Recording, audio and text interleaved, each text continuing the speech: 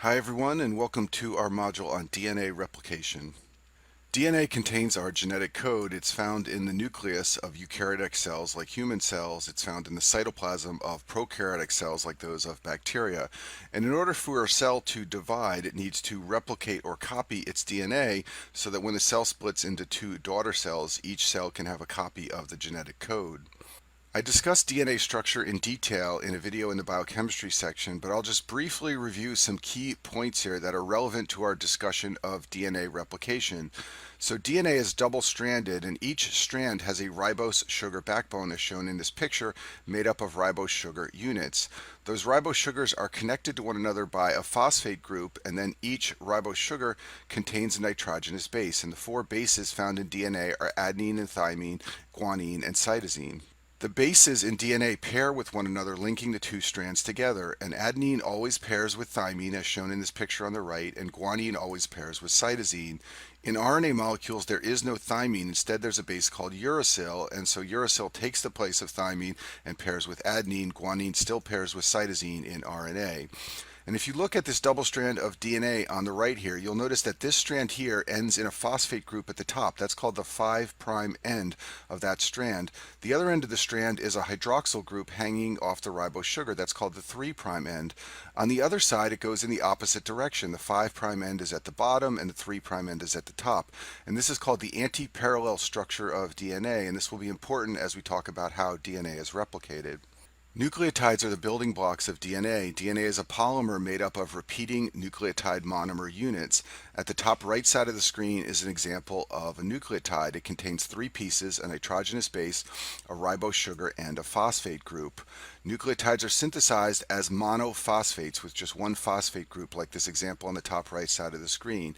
They are then converted to a triphosphate form, like at the bottom, where three phosphate groups are attached. And it is this triphosphate form that is added to growing strands of DNA in DNA replication. So for example, at the bottom of the screen is a molecule of deoxyadenosine triphosphate. If this is added to a growing strand of DNA, these two phosphate groups will be cut off. The one phosphate group will remain and will link this monomer into the polymer of a growing DNA strand. Okay, so now that we've reviewed those basics of DNA structure, let's get into DNA replication. So shown on the screen is my own model of a double strand of DNA. I've got one strand going along the bottom with a 3' end here and a 5' end here. Anti-parallel to that, I have another strand at the top with the 3' end here and the 5' end here. And the nucleotides are all paired according to their nitrogenous bases, so adenosine always goes with thymidine in this model, and cytidine always goes with guanosine. The big picture of how this works is that the two strands will separate and then two new strands will be synthesized, and thus the cell will go from having one double-stranded piece of DNA to having two double-stranded pieces of DNA. So what we'll start going through now are the details of how that process occurs. And the first thing you should know is that DNA replication begins at specific sites called origins of replication. And we'll talk more about what's unique about these sites in a minute. The enzyme that separates or unwinds the double strand of DNA is called DNA helicase. It requires ATP to carry out this role. And then there are other important players in separated two strands called single-stranded binding proteins. They stabilize the single strands of DNA for DNA replication. And I've summarized these points on this slide here. The helicase enzyme unwinds and opens the double helix. It hydrolyzes ATP to carry out this role. Single-stranded binding proteins assist the helicase. They stabilize and straighten single strands of DNA. Let's talk a little bit more about the origin of replication. These origins of replication occur at specific DNA sequences that are able to attract DNA replication initiator proteins and that are also easy to unwind and open. If you look over at this drawing of DNA on the right, you'll notice that there are three bonds between guanine and cytosine bases. There are only two bonds, however, between adenine and thymine. This means it's easier to unwind DNA in places where there's lots of adenine and thymine, and indeed that's where many origins of replication occur. These are called AT-rich sequences. They're easy to open because there are fewer bonds between adenine and thymine. Once the double helix has been opened up, the major enzyme that synthesizes new strands of DNA is called DNA polymerase, and there are a number of these enzymes. In bacteria or prokaryotes, there are four versions of DNA polymerase numbered 1 through 4. DNA polymerase 3 is the major DNA polymerase that synthesizes new strands of DNA. Polymerase 1 removes RNA primers. We'll talk about RNA primers in a minute, but they're another important component of making new strands of DNA. In eukaryotic and human cells, the DNA polymerases are alpha, beta, gamma, delta, and epsilon. Polymerase gamma is located in the mitochondria, which you may know have their own DNA. The others are in the nucleus and perform various functions in synthesizing new DNA strands. So now let's talk about primers. It turns out that DNA polymerase cannot initiate replication on its own. In other words, it cannot all by itself start to build a new strand of DNA. Instead, it requires a short starter portion of DNA called a primer. This is a short nucleotide sequence, and this allows DNA polymerase to begin making a new chain. The primers are formed at the point of initiation of a new chain, and they are required by DNA polymerase in order for the enzyme to function. And there's an important distinction here between DNA polymerase and RNA polymerase, which makes RNA. RNA polymerase does not require a primer, and we'll talk more about RNA polymerase in the video on transcription. The enzyme that makes primers is appropriately named DNA primase, and what's interesting about primers is that even though they're used to synthesize DNA, they actually contain RNA. RNA is different from DNA in that it is made up of ribonucleotides, not deoxyribonucleotides. If you look at the bottom of the screen, a ribonucleotide has a hydroxyl in this position. That hydroxyl is missing in a deoxyribonucleotide, as is used in DNA. In addition, as we discussed previously, RNA has uracil instead of the base thymine. Eventually, these RNA primers will be removed and replaced with DNA, but they are used to help DNA polymerase get started in the process of replicating DNA. So here's a simplified picture that you can keep in your mind to understand how this process works. The primer binds here at the 3' end of one of the strands at the origin of replication. This will allow DNA polymerase to then begin adding nucleotides so that it can replicate this upper strand here.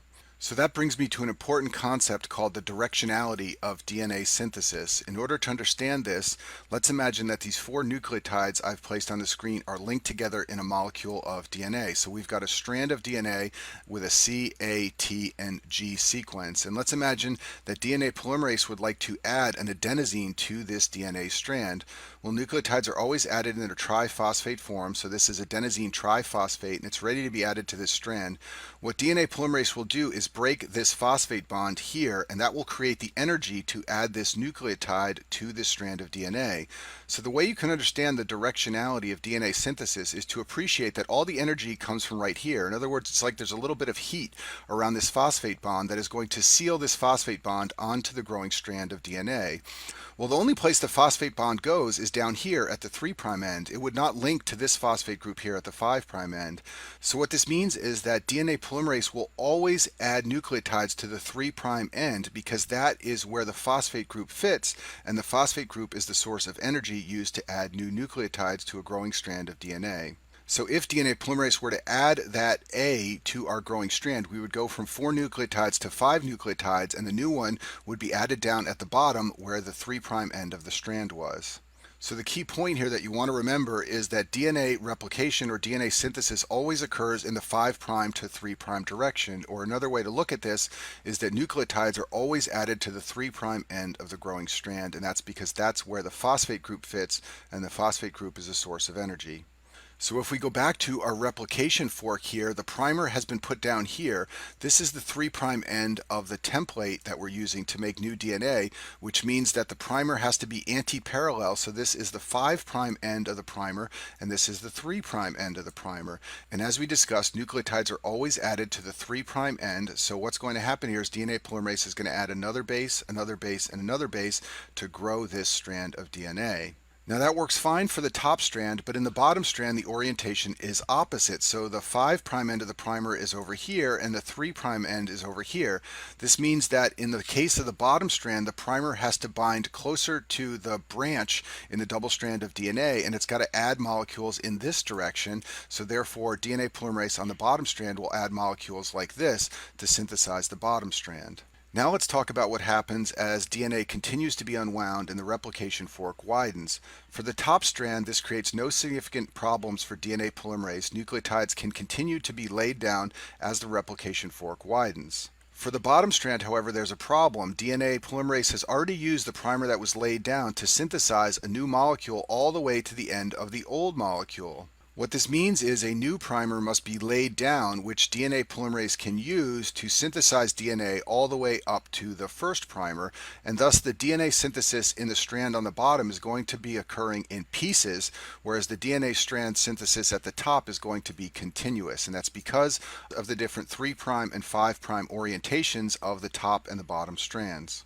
And here's a picture from the web just to pull all this together. The top strand is called the leading strand. It is oriented from 3' to 5', and thus it only requires a single primer, and then DNA polymerase can continue to synthesize a new strand as the replication fork widens. The bottom strand is called the lagging strand. It is oriented from 5' to 3'. It requires multiple primers and will synthesize DNA in fragments, which are called Okazaki fragments. They will eventually be linked together in a continuous strand of DNA. Let's talk about how primers are removed. As we saw in the last slide, for the lagging strand, there are a number of primers. The Okazaki fragments are individually synthesized until a primer is reached, and then the RNA primer is removed and replaced with DNA. In prokaryotes, this role is carried out by the enzyme DNA polymerase I. In eukaryotes, it's carried out by DNA polymerase delta. Once the primer is removed and replaced with DNA, DNA ligase joins Okazaki fragments together in the lagging strand. This enzyme creates phosphodiester bonds. These are these phosphate bonds in the backbone of DNA, and when they are created, that will link together the Okazaki fragments. There's one more player in this process we need to discuss, and that is the enzyme topoisomerase. This enzyme prevents DNA tangling. As DNA is being unwound, it can get knotted up and tangled, as shown at the bottom left side of the screen. Topoisomerase enzymes relieve that knotting and tension and tangling in DNA. The way they do this is by breaking the DNA and then resealing it to relieve the tensions and twists. Topoisomerase I is an enzyme that can break single strands of DNA and then reseal, and topoisomerase II is an enzyme that can break double strands and then reseal. And there are a number of clinical correlations with the topoisomerase enzymes. The quinolone class of antibiotics inhibits prokaryotic topoisomerase enzymes. This leads to breaks in DNA strands that cannot be resealed, and thus DNA damage occurs, and that's how these antibiotics kill bacteria. There are also a number of chemotherapy agents that target eukaryotic topoisomerase enzymes. For example, adiposide and tenofovir, irinotecan and topotecan, and the anthracyclines. All of these have activity that inhibit topoisomerase enzymes, and this disrupts cells that are rapidly dividing, like cancer cells. Let me make a couple general key points about DNA replication. These are the kind of things they like to ask you on exams. So leading strand DNA replication is continuous, as I showed before, but lagging strand replication is discontinuous. That involves the Okazaki fragments and DNA ligase enzyme to link those Okazaki fragments together.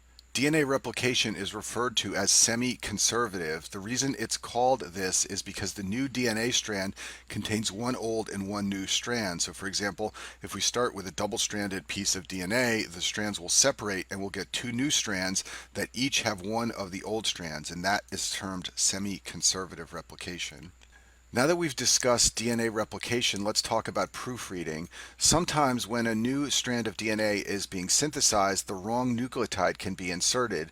It turns out that DNA polymerase has the ability to correct these errors in some cases. As we talked about before, new strands are always synthesized by DNA in the 5' to 3' direction. If the wrong nucleotide is added, DNA polymerase can move backwards. In other words, it can go in the 3' to 5' direction in order to correct the error. When DNA polymerase does this, it has enzymatic activity called exonuclease activity, which allows it to remove the incorrect nucleotide. So you'll often see it written in your textbooks that DNA polymerase has 3' to 5' exonuclease activity. This means it can move backwards along the new strand to fix an error, and this significantly reduces the error rate during DNA replication. Just to make this point very clear, let's go back to our drawing of a replication fork. We have the leading strand on the top with the 3' end here and the 5' end here.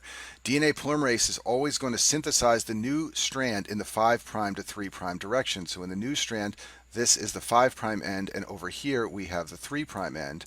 If the wrong base is inserted, as I've shown here with adenosine being paired with cytidine, DNA polymerase can move in the reverse direction. In other words, it can move in the 3' to 5' direction along the new strand and remove that incorrect base, and this is its role in proofreading new strands of DNA for errors.